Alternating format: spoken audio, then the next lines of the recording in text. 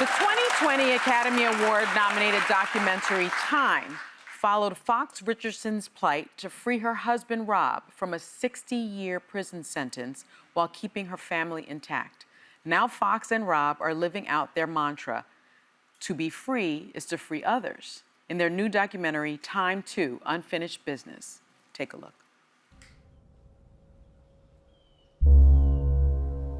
God, thank you for this day.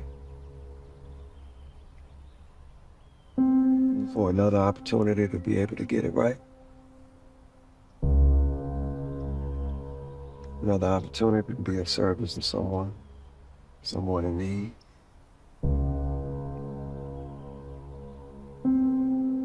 Thank you for my health. Thank you for your strength. Thank you for my peace of mind.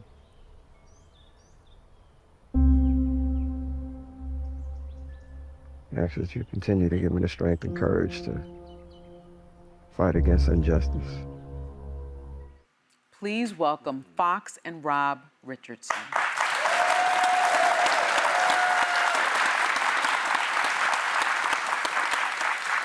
I have to tell you, I saw the documentary last night, and I was so moved. And you both are so brave and so courageous, and thank you for sharing your story. Thank you for sharing your story. So let me ask you this, Rob, for those unfamiliar with your story, you, your wife, and your nephew, Ontario, each received decades-long sentences for an armed robbery you committed back in 1997. You both acknowledge it was a mistake. What happened? After about 10 years of a on-again, off-again relationship that started between Fox and I in 1987 as high school sweethearts, we made arguably one of the toughest decisions in our lives. And it ended with us trying to save a childhood dream, and that was to open up our first hip-hop clothing store in our hometown of Shreveport, Louisiana.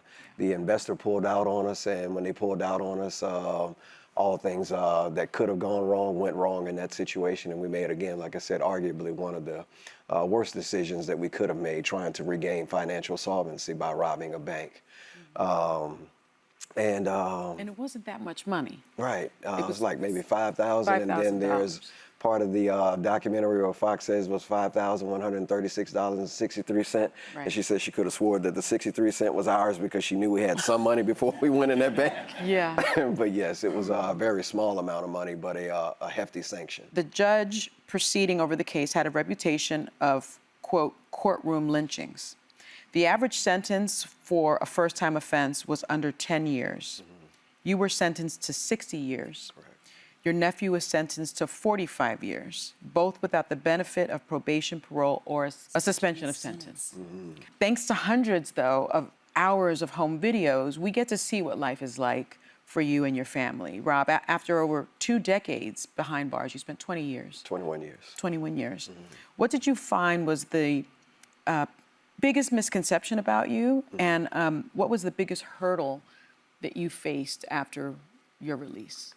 I think one of the biggest misconceptions about me is one that is probably the biggest misconception about all people that are incarcerated, and that is that they are irredeemable, that they are inherently evil, that they're bad people that have no room for repair.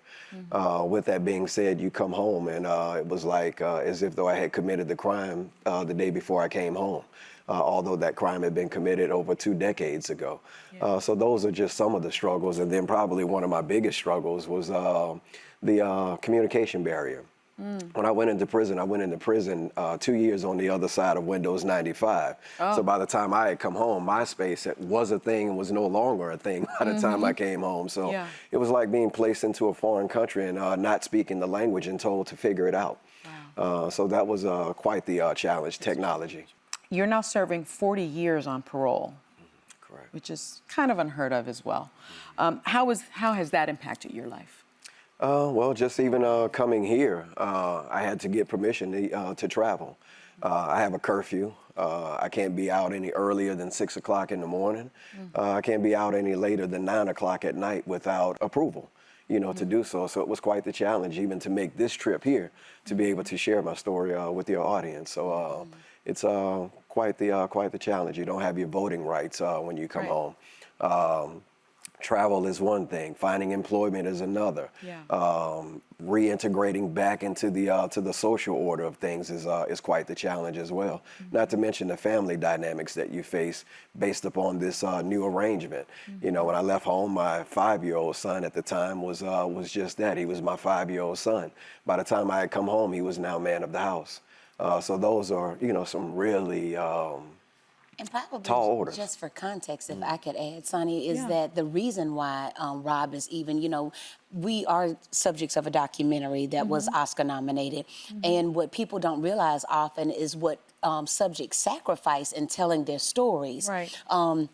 It was discovered by security the day that Rob was having his pardon hearing when we were going up for relief, that the production team was filming after I had told them explicitly not to until the hearing was over. Well, the overzealous camera person pulled out the camera anyway, caused a heck of an uproar with the pardon board, and the officials were so angry with us. Instead of commuting Rob's sentence, they released him through implementation of parole. Right. And so that is why he is home on 40 years of parole instead of having his sentence commuted. For time served at 21 years and 4 days. So it's a lot of sacrifices that people go through that you have no clue. And now the production team, they're gone on to the next stage of their story. And our family, because we wanted to make sure this message of the injustice that had happened to us, not the fact that we were not out of line in society for breaking the law, but the state sanctions that came against our family was a whole nother level of criminal activity to discard human life in the way that our state chose to discard ours. Right. Well, in the documentary, you talk a bit about having survivor's guilt and turning that into survivor's ambition, actually. You fight for the release of your nephew and for people like Gloria Williams or Mama Glow, how she's known, who served half a century behind bars. I'm talking 50 years.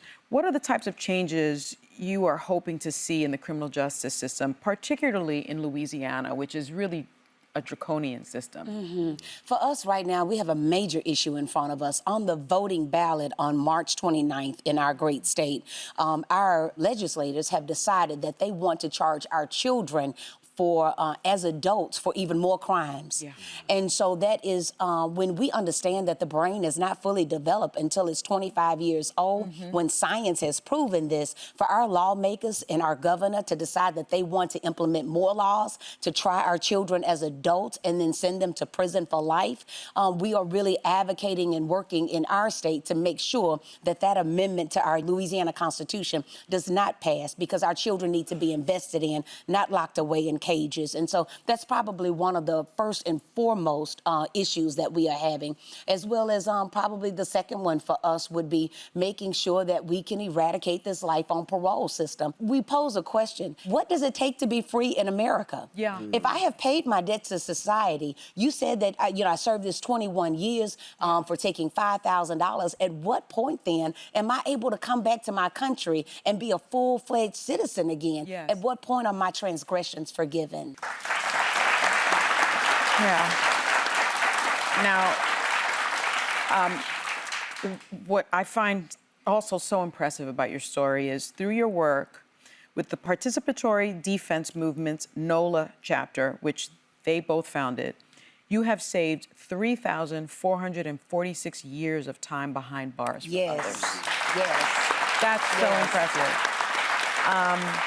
And what is also really clear when you see the documentary, and everyone should, you have so much love in your family. You have so much love. You have 6 sons who have defied statistics of children with incarcerated parents. They really have. They've done so well. Tell us a little bit about your sons, and what was it like as a dad to be back home, as you say, when you left a 5-year-old, but then you returned to a 25-year-old, Right. 26-year-old? I think the defying of the odds became a thing that we all pledged to, and that is that despite what we were going through, despite the fact that we were experiencing the worst possible situation really known to a family or known to man. We worked to basically say that we were going to succeed anyhow. So even though children of incarcerated parents are 7 times more likely to wind up incarcerated themselves, 9 times more likely to drop out of high school as a result of having a parent locked away, but to know that all of our sons have graduated or are attending colleges across this country is It's amazing. See why this story is so important? So important. We want to thank Fox and Rob Richardson. Their first documentary, Time, is available to stream right now on Prime Video. And the sequel, Time 2, Unfinished Business, will be available on Juneteenth. Have a great day, everyone.